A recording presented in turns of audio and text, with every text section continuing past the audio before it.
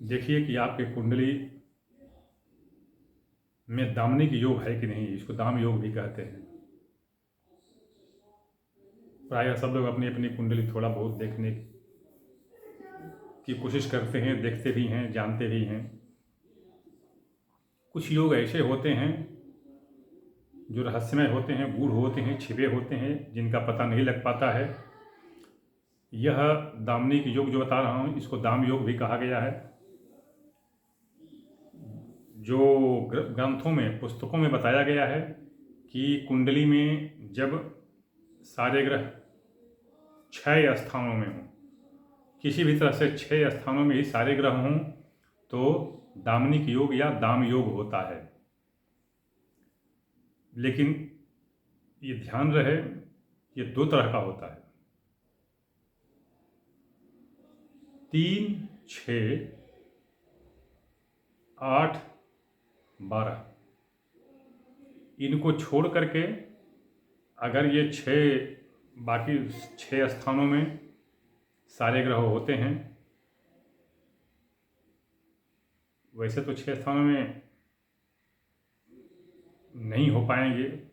जैसे आपको पता है कि राहु से केतु 7वें भाव में होता है, किंतु ये जो लिखा गया है यह किसी काल में हुआ होगा या प्रकृति है, होता होगा, तो इसको बनाया गया है। क्योंकि सारे ग्रह 6 घर में नहीं हो सकते हैं। राहु और केतु हमेशा एक दूसरे 7वें घर में होते हैं, किंतु कहीं कहीं सारे ग्रहों में राहु और केतु की गणना नहीं की जाती है। केवल सूर्य से लेकर के और शनि तक, मतलब सूर्य, चंद्र, मंगल, बुध, गुरु, शुक्र, शनि, इन्हीं को सारे ग्रहों में गणना के रूप में लिया जाता है। खैर, जो भी हो, मैं जो बता रहा हूँ, वर्तमान समय में इस योग की बड़ी महत्ता हो गई है। एक बात और ध्यान दें, जैसे बता दिया कि इसमें विचलन है, स्पष्ट नहीं है। किताबों में जो लिखा गया है, पुस्तकों में जो लिखा गया है, उसमें स्पष्ट नहीं है कि राहु केतु को छोड़ करके कहा गया है या सबको लेकर के कहा गया है। तो क्या किसी काल में ऐसा होता होगा या हुआ होगा, तो इसमें संशय रहता है। किंतु जो चीज, कुछ एक ऐसे ग्रंथ हैं मुनियों के, आचार्यों के, ऋषियों के, जो कुछ एक योगों को, विशेष रूप से इन योगों को ही उन लोगों ने देखा है और उनका वर्णन किया है, और प्रत्यक्षतः वो घटित भी होता है। ये इसका प्रभाव 2 तरह से होता है। दाम योग जिस कुंडली में होगा, तो उसका लक्षण ये समझ लीजिए कि ये 6 घर का मत ले लीजिए कि 6 भाव में हो गए तो हो गया। ये एक मोटा मोटा कथन लोग कह दिए हैं। 6 भाव में होने से मतलब है, 6 भाव में आप पढ़िएगा, पुस्तकों को पढ़िएगा तो पता चलेगा आपको। 6 भावों से, 6 घर से बताया गया है कि मतलब गृहाणाम षड जायते तत् खेटा दाम योग हो, बताया गया है इसको। खैर, तो जो 6 घर बताए गए हैं, 6 भाव नहीं बताए गए हैं। अब इसको सिद्ध करने के लिए 6 घर लिए जाते हैं। 6 घर कौन कौन से हो गए? वही कुंडली, 6 कुंडली, सप्तांश, मतलब एक जन्मांग हो गया, जन्मांग, सप्तांश, नवांश, द्वादशांश, त्रिशांश और षष्ठांश। ये 6 कुंडली। 6 कुंडली में, आइए, 6 कुंडली में यदि 6 ग्रह, 6 कुंडली में 6 ग्रह, जिसमें सूर्य को हटा दीजिए, सूर्य की गणना इनमें नहीं की जाती है। कारण क्या है? क्योंकि सूर्य को स्थिर मान करके शेष ग्रहों के गति की गणना होती है, इसलिए सूर्य को तारा मान करके उसको हटा दिया था और बाकी को ग्रह मिल जाता है। तो कौन हो गए? चंद्र, मंगल, बुध, गुरु, शुक्र, शनि। अभी ये 6 ग्रह, 6 घरों में, मतलब 6 कुंडलियों में जन्मांग, जो जन्म लग्न कुंडली है, सप्तांश, नवांश, द्वादशांश, त्रिशांश और षष्ठांश, इनमें अगर 6 ग्रह किसी भी तरह से अशुद्ध नहीं हुए, पापपूर्ण नहीं हुए, पाप नवांश आदि चाहे पाप राशियों से युक्त, पाप ग्रहों से युक्त नहीं हुए, तो ये दाम योग होता है। और यह दाम योग जिसमें होता है वह समझ लीजिए कि सबसे सुखी, हर चीज से संपन्न, विद्या बुद्धि सब चीज से संपन्न और सबसे सुखी और सर्वमान्य होता है। वर्तमान समय में तो ये इसलिए मुश्किल है क्योंकि आजकल सस्ती लोकप्रियता वाले लोग ही आगे दिखाई देते हैं, उन्हीं का नाम समाचार पत्र और टीवी वगैरह में दिया जाता है, किंतु वो कितने सुखी हैं उनमें से बहुतों को तो मैं देख चुका हूँ कि वो कितने सुखी हैं, और मेरी समझ से वो सबसे दुखी हैं। उनको जीवन के जो संसार के जीवन की सारी खुशियाँ और सुख हैं वो उनसे वो विरत ही रहते हैं। उनको चिंता सताई जाती है, दुख सताया जाता है, परिवार समाज सब कुछ से उनको बराबर चिंता और लगा रहता है, वो सुखी नहीं रहते। सुखी कौन है? जिसके घर अगर कहीं ज़रूरत पड़ी तो उसकी आवश्यकता के अनुसार धन का प्रबंध हो सके, कुछ लोग बिना बुलाए हुए उसकी सहायता के लिए आ सकें, कभी किसी आवश्यकता में न फंसे, अनावश्यक आवश्यकता में न फंसे जिससे उसे दूसरों के सहारे रहना पड़े, और रात को सुख वाली नींद सोए, मतलब one should take a innocent sleep at night, वही व्यक्ति सबसे सुखी है। तो दाम योग में ये व्यक्ति, दाम योग अब देखिए तो सुख का हो गया, लेकिन दाम योग में बहुत भयंकर स्थिति भी उत्पन्न हो जाती है। यदि 6 ग्रह जो बताया मैं, जो 6 ग्रह बताया, इन 6 ग्रहों में यदि त्रिकोणेश, लग्नेश, पंचमेश, नवमेश, ध्यान दीजिएगा, लग्न कुंडली के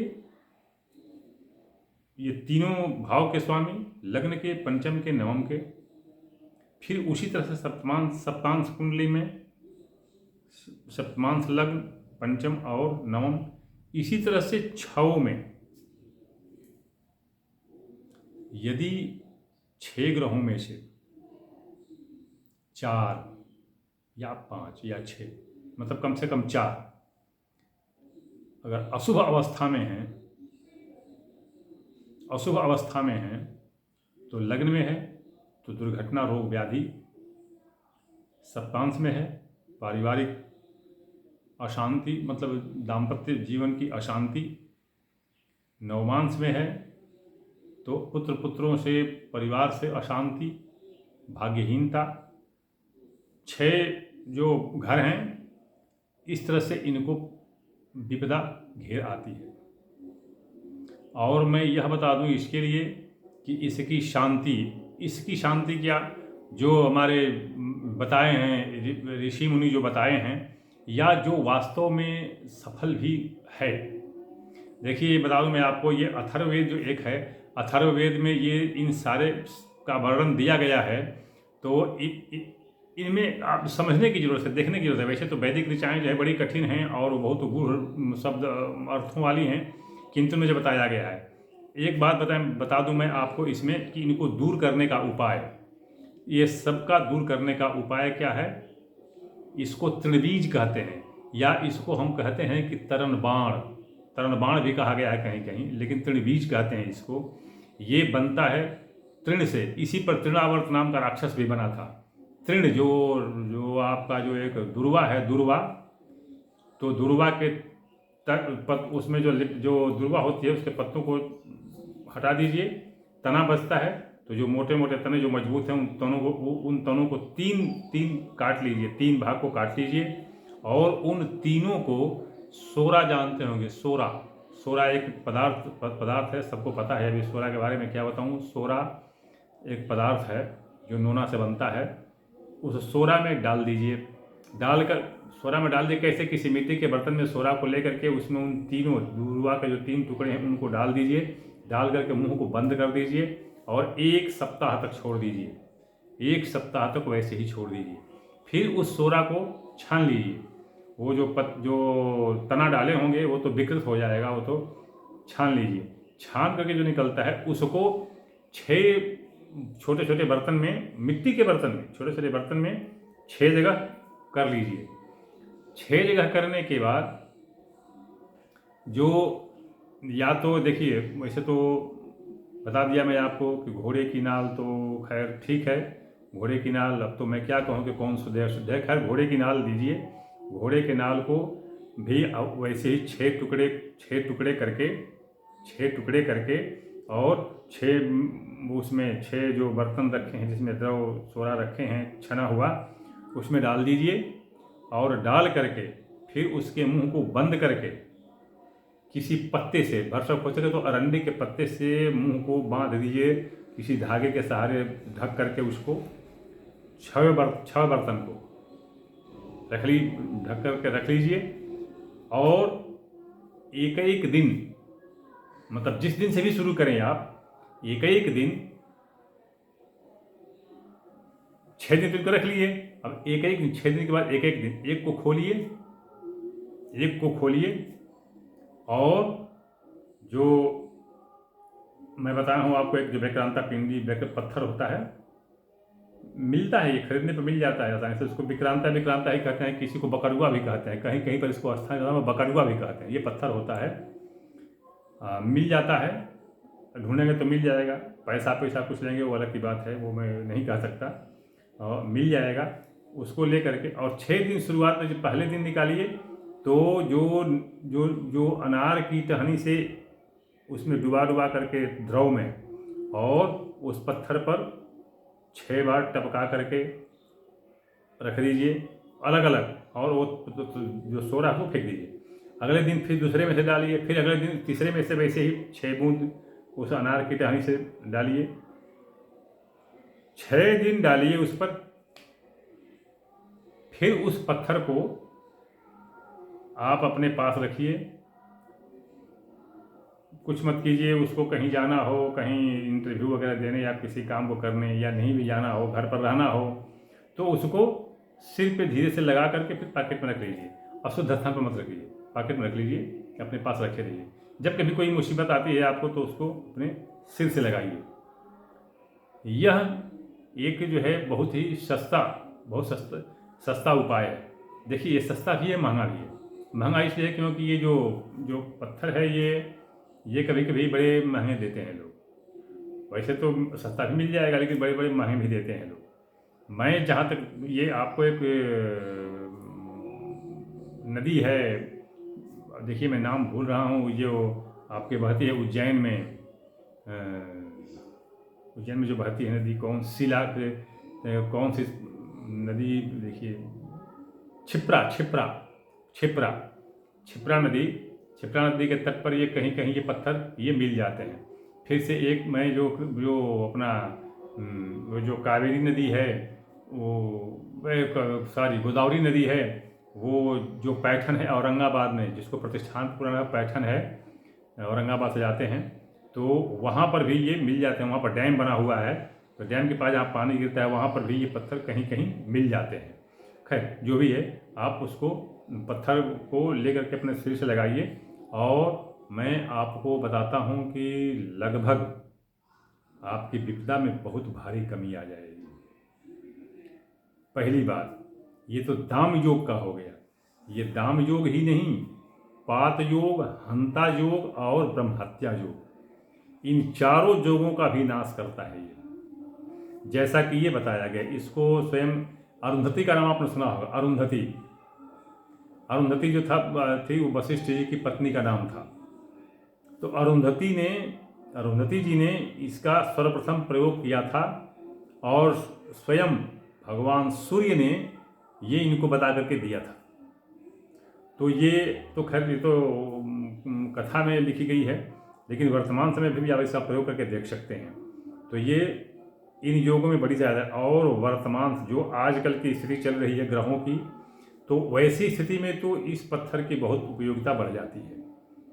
तो यदि किसी को ऐसी बाधा होती हो, किसी को ऐसी बाधा उत्पन्न होती हो, तो ये पत्थर धारण करें।